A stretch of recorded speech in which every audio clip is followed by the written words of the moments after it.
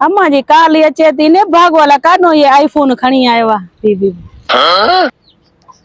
Hello अम्मा छा हाल आ खैर? ठीक ठीक ने भागो कौन वठी आयो न? कान वठी आयो पैसा कोन हुयस जे किरायो मांगो आ न वठी आयो। ईदर एडी भी भंडण तने न घर में कुछ तैयार न कई तने पाड़े में वरी एड़ी रहाई तने न जो कथो का शय न आई आ पांजे घर में बाटला। ओए शकीला दिनी आ बिरयानी मारी सस वरी वो बिरयानी उते खाई या दरवाजे ते खाई प्लेट खाली करे एड़ो सुन्या तई छा कयन बस अम्मा पई हला सुन्यन सा निभागन सा निभणो आ हलणो आ बे छा कया का शय भी कोन ईदर एडी हिन टाइम ते मां भूख ते बैठी आ पाण वया तई रुलण पिनण ले कातो खाई पी इंदा केड़ी मौत न्यान। हाँ इंदा मामा पैसा थे न तो पो इंदा मा लेकिन एक सेकंड ठीक है हाँ सही है मां सही है।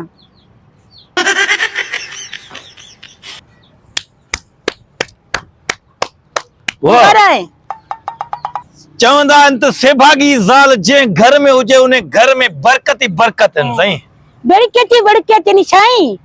मां त काना बरकत तू त आही न बरकत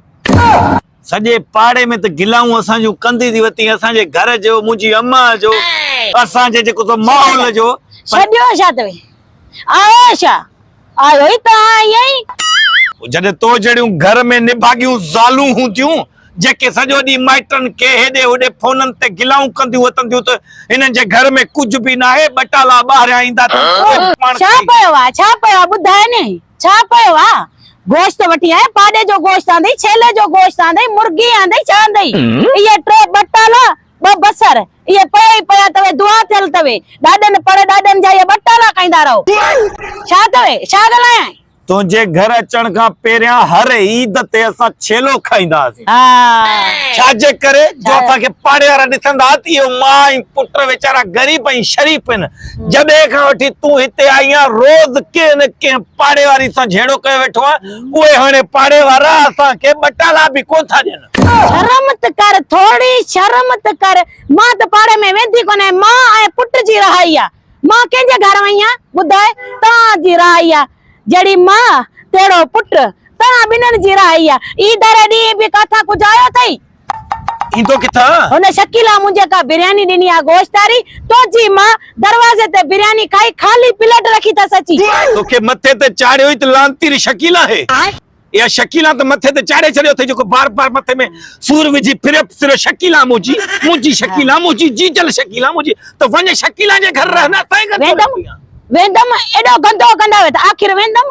हाने अम्मा भी काल करे पे न सोना आया मुझे जो दिनो ते यो जाटरो यो वक्त मुझे मथे में आई अरे कोन वठंदे माइटर रे कोन वठंदे माइटर तो खा बेजारन माइटरन जे घर में जेका भी जेका बुराई हुई उहा उता खणी मुझे घर में वई असा जे पाड़े में हिन मल भी अम्मा बाहर निकरंदिया मानू पेरे पे मिलंदा दस अच्छा मैं ने भागा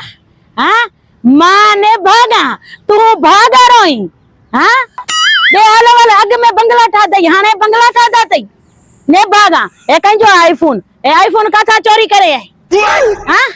दोस्त का हटी आयो सो वीडियो केड़ा दोस्त है के तो के आईफोन तो दे अरे ई द्वारे दी उनके चम त बटरे आईफोन ते फिल्टर सुठा है तो वीडियो ठाइंदस त चवन तो बाबा को माशूक बलोच सोणो थीयो खपाया थी ठीक है ए खपाया थी पांजो कुछ खरीदारी कया थी खरीदारी करे मेटन वणा थी ए हाने आईफोन तो के कोन मिलंदो या खपाया ही ना इते लेडीज पुलिस इंदई तोखे पादर हणदई आई जेंट्स पुलिस मर्द पुलिस बना वो आईंदई मां चई ले वारन मा लेतड़ाई तो विंदई जदी पुलिस आई ना चोंदम मके खबर कोने इनके बदो भी लेथड़ायोस भी खणी भी वणोस ठीक है आई दीदी माई तोखे मां वणाई थी मके तू कहवा बुछड़ो तोसा हाने मां निबरदा मुझे रब तोखे बुछड़ो कयो तोसा गडो गड अल्लाह सही मुके माखे पिटे तो खानो खराब तो जो थे जाल के तो पिटे शर्म कान थी अचई ईद जो दी अगर न हुजे दिसदम तोखे मां दिसदम ईद जो दी अगर न हुजे आने शादिया ए हथ मा खणाई आज अज मा मना एडो कुटको जाया पर यार चंदा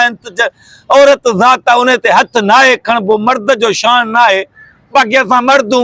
भली तू चंपा हण मोबाइल न खपाए जन त पादर खाइदा थी यार Oh no!